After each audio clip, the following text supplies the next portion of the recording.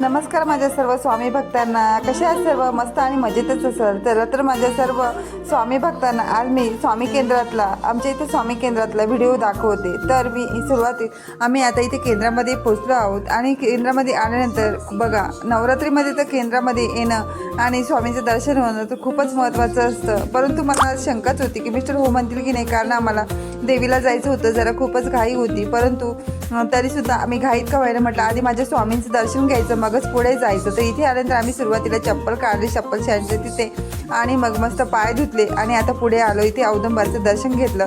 तर इथे बघा, औदुंबरचं मोठंसं झाड आहे आणि इथे शंकराची पिंड पण ठेवली, खूप छान आहे ना, खूप मस्त वाटत आहे। केंद्रामध्ये आलं ना तर इतकं मन प्रसन्न होतं ना, असं वाटतं की खरंच म्हणजे किती छान बनवलेलं आहे, सर्व स्वच्छता किती असते साईडने।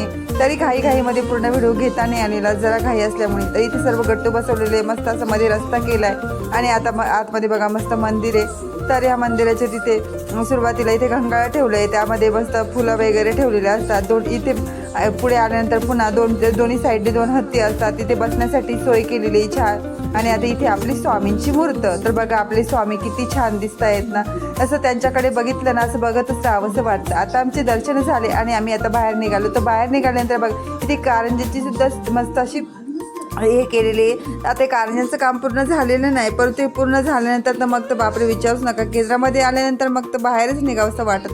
आत्ताच इतकं छान वाटतं ना, तर पुढे अजून कारंजाचं काम पूर्ण झाल्यानंतर मग तर बघायचंच काम नाही। तर आता मस्त दर्शन झाले, मनाला खूप प्रसन्न वाटलं आणि आता आम्ही तर चला मग आता आम्ही पुढे निघालो इथून चांदवडच्या देवीच्या दर्शनाला। तर पूर्ण व्हिडिओ चॅनलवर टाकलेला आहे, त्यामुळे प्लीज चॅनलला लाईक शेअर सबस्क्राईब करा।